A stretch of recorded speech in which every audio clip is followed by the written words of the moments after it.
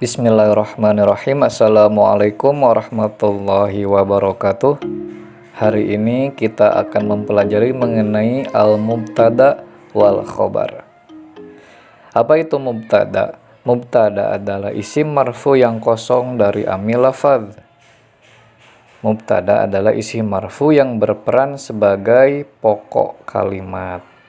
Dan khobarnya itu adalah isim marfu yang menjelaskan tentang mubtada.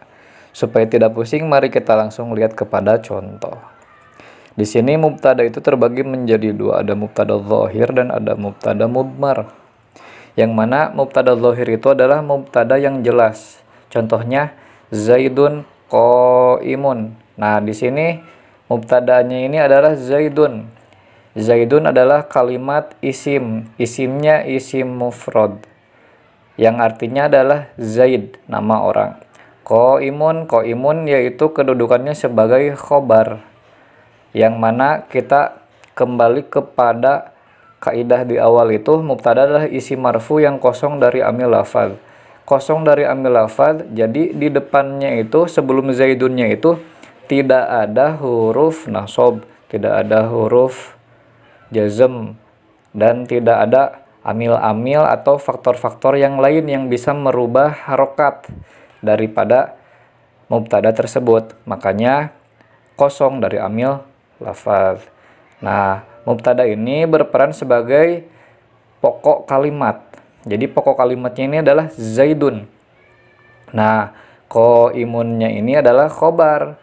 Khobar adalah isim marfu, isimnya marfu, dirofakannya dengan dhammah qaimun, yang menjelaskan tentang mubtada. Jadi Zaidunnya ini dijelaskan oleh khobar, yaitu qaimun. Zaidun, Zaid, qaimun itu sedang berdiri, gitu ya. Jadi qaimun ini menjelaskan, khobar itu menjelaskan keadaannya mubtada, yaitu yang mana Zaidun itu adalah sedang berdiri. Kemudian di contoh yang zahir ini, yang pertama, Zaidun qaimun terbentuk dari isim mufrad. Jika mubtadanya isim mufrad, maka khobarnya pun harus isim mufrad. Zaidun isim mufrad, qaimunnya pun isim mufrad. Begitu pula ke contoh yang kedua di bawah ini, mengikuti Zaidani qaimani. Zaidani ini adalah musanna, isim musanna atau isim tasniyah, bentuknya dua. Cirinya dengan apa? Ada dengan alif dalam keadaan rofa.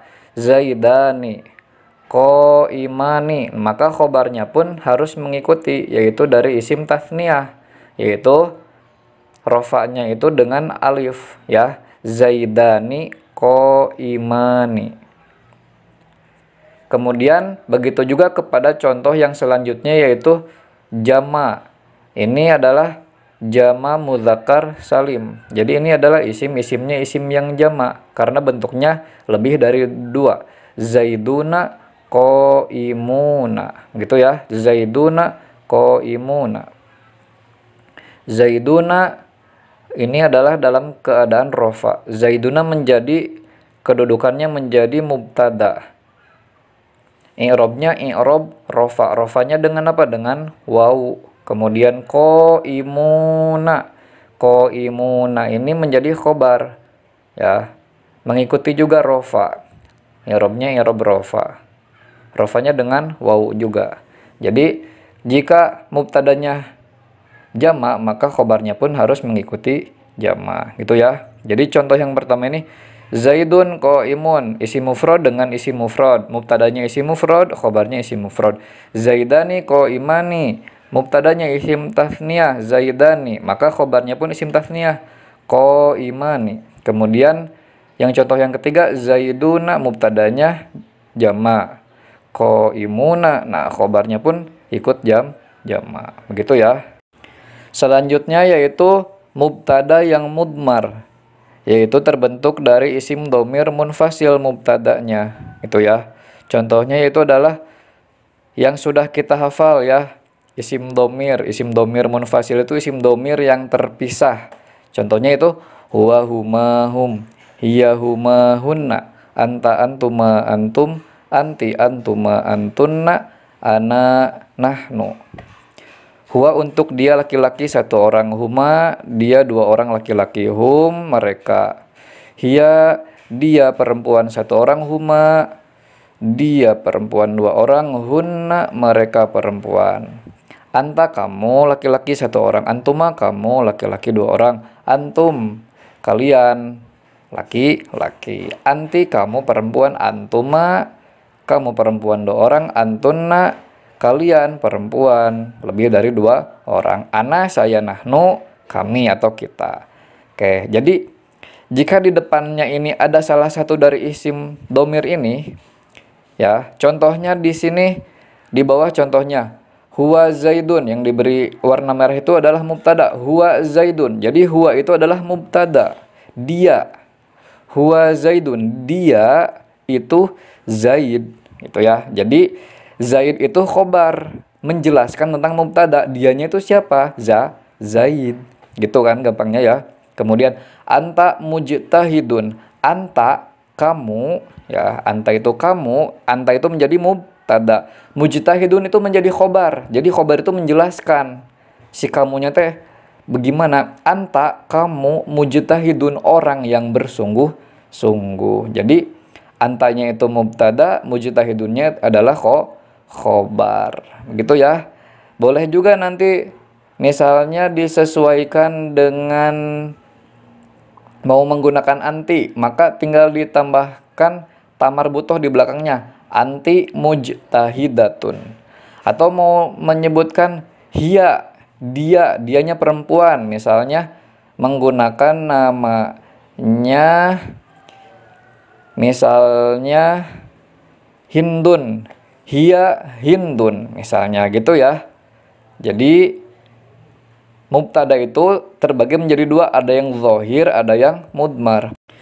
Selanjutnya di sini contohnya Zaidun, kedudukannya menjadi mubtada, qaimun kedudukannya menjadi khobar. Nah, jadi Zaidun ini mubtada, isim yang marfu, isim yang rofa. Rofanya dengan apa? Dengan dhammah. Karena apa? Karena ini adalah isim mufrad.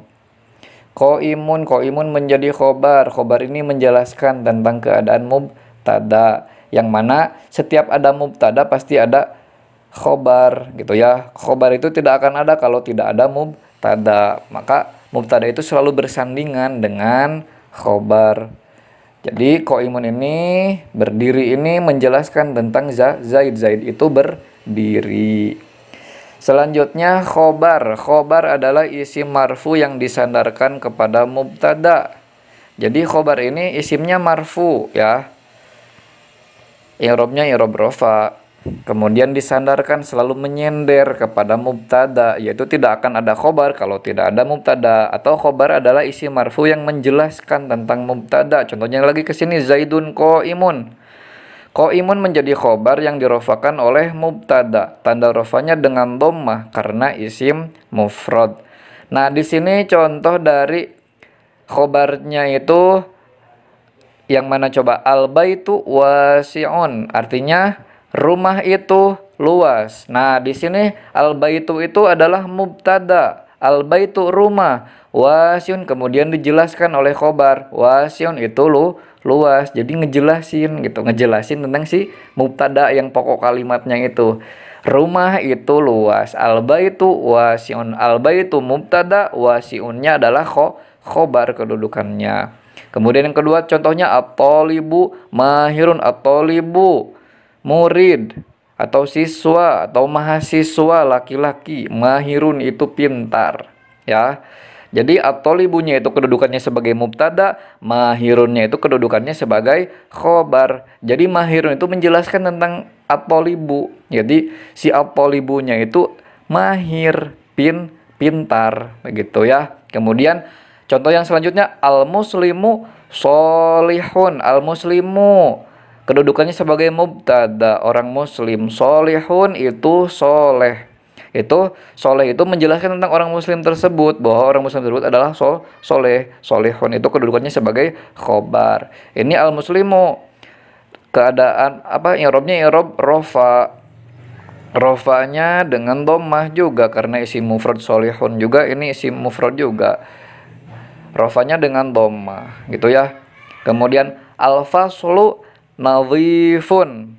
Al-faslu kelas, nadhifun itu bersih. Jadi al-faslu sebagai mubtada kelas, pokok kalimatnya kelas. Nah, dijelaskan oleh khobar itu bersih. Maka nadhifun ini sebagai khobar, dua-duanya i'rabnya i'rab rofa, rofanya dengan dhammah karena keduanya terbentuk dari isim mufrad. Jadi ini penjelasan tentang mubtada dan khobar. Mudah-mudahan bisa difahami, mudah-mudahan bisa bermanfaat. Mungkin dicukupkan sekian. Wallahu a'lam bishawab. Wassalamualaikum warahmatullahi wabarakatuh.